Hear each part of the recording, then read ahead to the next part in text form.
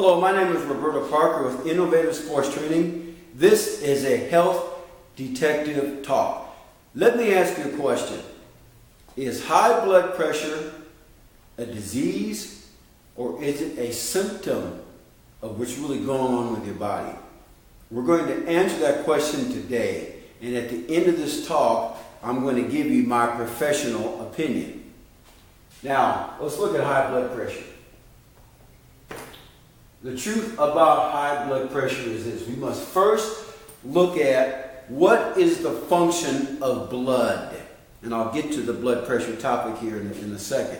What is the function of blood? Well, there's a few different areas here. It oxygenates, delivering oxygen to tissues of the body.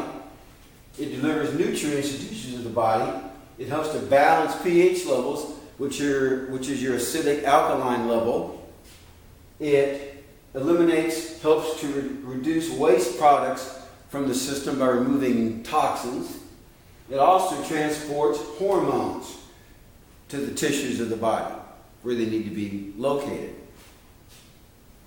Now, blood pressure means that you're pumping blood to tissues of the body. So the heart acts as the pump, and the pressure from that pump delivers the blood to the tissues. Now, going back to the function of blood, are you delivering good blood that's healthy or bad blood? Because, let me give you a clue. If it's bad blood, will that affect your blood pressure? I'll answer that in a second. Now, doing research for this talk today, I've never even heard of this committee, but there is a committee that has established standards for blood pressure. The Journal of National Committee, they're called. And their standards have been this. In 1997, the blood pressure standards was 120/80. Systolic, diastolic. In 2004, it was 115/75. In 2014, it was 140/90 if you're under the age of 60. If you're over the age of 60, it was 150/90. In 2017, according to the American Medical Association, which is today, it's 130/80. Let me ask you a question. Why has this changed so much over the years? Have our bodies really changed that much? I got news for you. Our bodies really have not changed in the last 15,000 years because we have the same genome that people had living in the wilderness. But yet, something has changed. Blood pressure and cholesterol are probably the two most confusing, misconceived areas, I believe, in all of medicine. And actually, there's a lot of fallacy to them. Now, moving along here. To answer the question earlier about blood pressure. Blood pressure will adapt to the environment that it is exposed to. I repeat, blood pressure will adapt to the environment that it is exposed to. If I picked up a 400-pound barbell, will that affect my blood pressure? Yes. If I'm walking through the woods in a very serene, calm environment, will that affect my blood pressure? Yes. It's probably going to be more stabilized versus picking up 400 pounds off the floor. You have to consider these things. Now, blood pressure is affected by chemical, emotional, and physical stress. Chemical can be nutritional too, by the way. Emotional could be mental.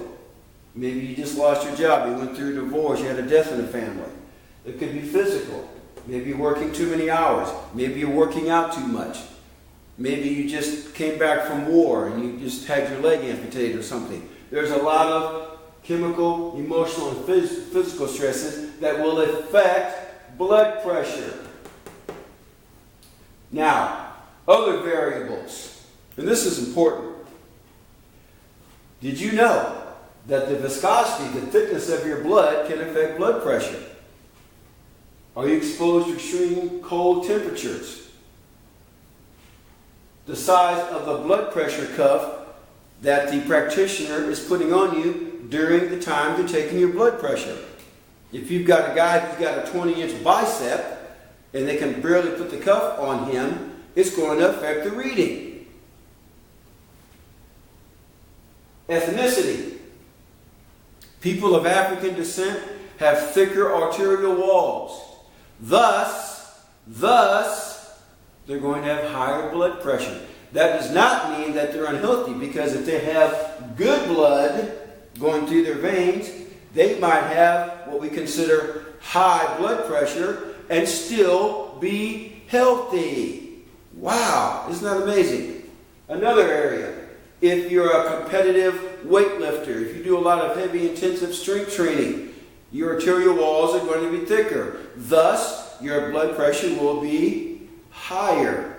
But as long as you have good blood, I'll circle this in red for blood, good blood pumping through your veins and arteries, guess what? You're going to have good health, regardless of what your blood pressure is. I'm probably answering the question already, aren't I? Other areas, if you're talking during the time the practitioner is taking your blood pressure, that will affect it. Exercise will affect it. Dehydration will affect it. If you have your blood pressure reading taken and you're dehydrated, it's going to be higher. Obesity will affect it. Lack of quality sleep will affect it. If you had a bad night's sleep the night before. Standing to sitting will affect it. If you take your blood pressure lying on your back versus standing up, it's going to make a big difference, because now your body has to go up, and now the heart has to work against gravity to get the blood pumping up. Therefore, your blood pressure will go higher. Wow. Now, if you're really that concerned about your blood pressure, there are some natural methods of reducing your blood pressure or stabilizing it. You don't want your blood pressure too low either, because you can pass out. Of stabilizing your blood pressure. And those methods are deep diaphragm breaths for 10 to 15 minutes.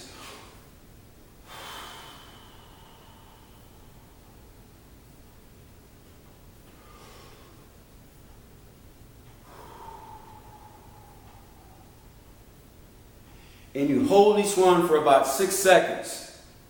But you got to do it for about 10 minutes. That is just as effective as taking blood pressure medications like beta blockers or diuretics.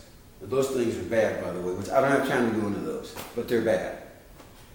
Water. Drink more water. Water is a good natural blood thinner.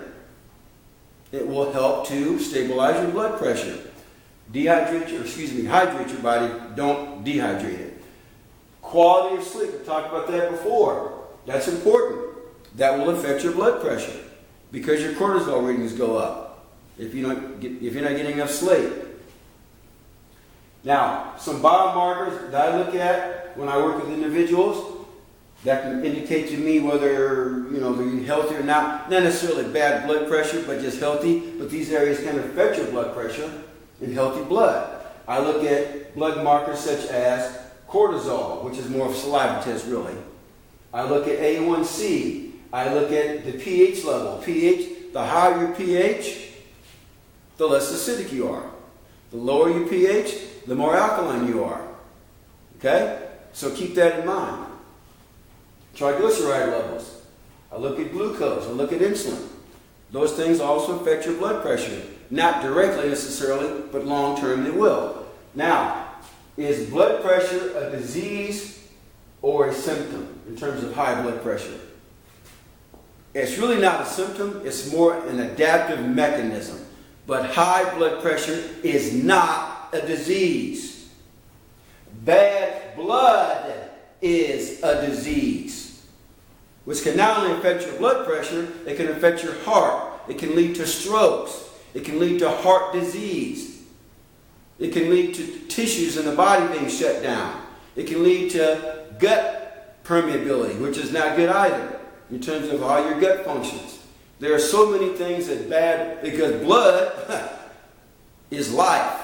There's so many things that blood, if it's bad blood, can adversely affect. And there's a lot of things that good blood can really positively affect. Guys, I went a little bit long today, but I wanted to get this out there. This is an important topic. When you go to your medical doctor, ask questions. I will leave some references at the bottom of this video that you can check out on your own, because this is somewhat of a controversial topic, and some of you probably have never heard about this kind of stuff. So just don't take my word for it. Check out these different resources and references. Ask questions from your doctor. If you want some holistic help, where you can help the body heal itself and help the body self-regulate itself, come and set up a meeting with me. I'll be more than happy to sit down with you and go over these different areas and do a complete evaluation on you. I can even do it if you're out of town via the internet and via the telephone. Here's the number, 816-405-7703. My email is rwpsports@yahoo.com. I do all kinds of evaluations and surveys and just finding out where you are in your lifestyle right now. Sports performance, biochemical assessments, biomechanical assessments. I do all kinds of assessments, guys. Loads and loads of assessments. It would save you a lot of money as opposed to doing lab work. I also look at lab work too, so don't get me wrong, but if you don't want to spend the money doing a lot of lab work, we can just do a lot of assessments, and it can give me an idea of where you are in your lifestyle right now. It tells me a lot. So give me a call, set up a time. I'll give you a one-time 30-minute free consultation. This has been Roberto Parker with another Health Detective Talk. Take care, guys. God bless you and your families. Bye-bye.